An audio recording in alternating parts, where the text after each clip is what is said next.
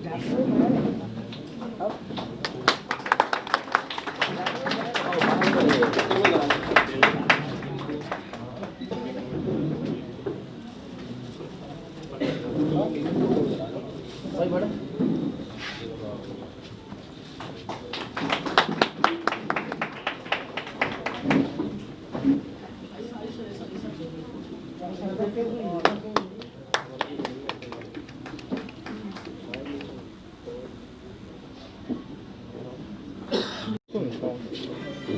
afternoon, everybody.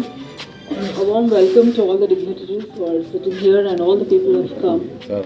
Today is 10th December, commemorated as International World Human Rights Day. And this has been established very, very long back, only to identify that we all are humans and we are all equal, irrespective of the caste, religion, sex, or our social status. All the human beings are equal. And when the law doesn't come in protection of us on time, then we have human rights which will guard us, which will keep us safe from all the problems. When it comes to human rights, I wish to tell that Article 2, 3, 4, 5, 6 and 7, all these articles mention that human beings are all equal, point number 1. Second is, there is no such thing called freedom. Freedom is within. There is nobody who can come and give you freedom. Right? It has to come from within. And everybody has to understand that we are all free human beings. Second is, there is no torture, no pain in any human relations. We are all free from all that pain. So we have to understand that these articles, the preamble, the constitution, the law is already, excuse me, do you want me to talk? Kindly maintain silence. Yeah. So when I talk about human rights, I say that human beings are all equal and we have an established constitution, an established preamble wherein all the rights are mentioned. And this is our right. Please understand, this is our right. And when we talk about human rights, I always say that men and women both are equal. Most unfortunately, women are treated less. They're not given equal rights. They're not allowed to talk what they want to. They're not allowed to study what they want to. When they have pain in their family, when they have pain in their life, they have to remain silent. This has been continuing since ages and ages, for decades, I can say. Now, girls are not allowed to study higher. Girls are not allowed to go out in the evening, saying that there is no safety. Why is this word safety coming? Because the mindset of a man has to change. The mindset of the man, we always teach our girl children saying that you have to cover your body, you have to talk like this, you should not talk like this. But have we at least educated our sons to behave well with girls? No. As mothers, we have never educated our boys to treat a woman with respect. Yes or no? Please remember that we have to, everything begins at home. It doesn't start from the podium, it doesn't start from the speeches, it starts from a mother. It starts from a father who can actually educate their children. The first teachers in our life are our parents. Then comes our teachers. When the parents fail to teach their children what is good and what is bad, then the children are not to be blamed. Today we hear many rape cases. Be it Nirbhaya case, be it the other girls who was being raped last time at the ORR. What is happening? Why is this happening? It all happens because the boys are not educated enough. Education doesn't mean you have good degrees in the colleges. No, education means the morals, the ethics and the value system which you imbibe within yourself.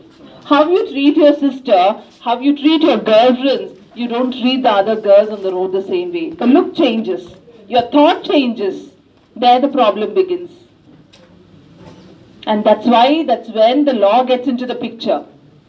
In the olden days, there was no law.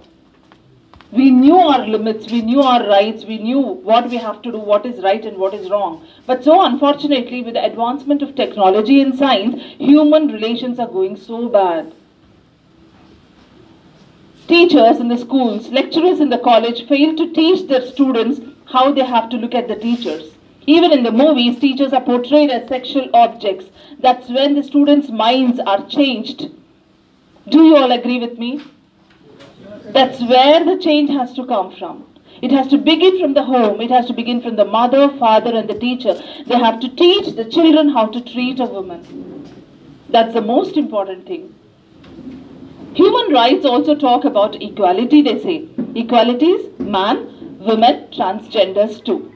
They are all human beings. When it comes to transgenders, they are actually considered as sinful people. But it is not a sin. Unfortunate that people do not understand. They are stoned actually in the colleges. I have worked as a lecturer in a college. And I have seen few students who are transgenders. They are not treated well in the college. When you identify such student, the first thing they do is they laugh at them. They put kerosene in the rooms. They rag them to death and they will commit suicide. Is this the way we treat people? No.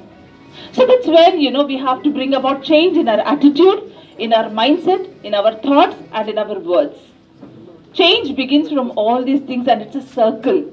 Please understand that we are all human beings. As a unit, we have to come together, fight for our rights actually. In fact, we should not. But then we have to start fighting. We have to voice out. When there is pain, you say for a boy, you have a problem with a wife. Immediately the mother says, you have this problem, voice it out. But when it comes to a girl, they say, keep quiet.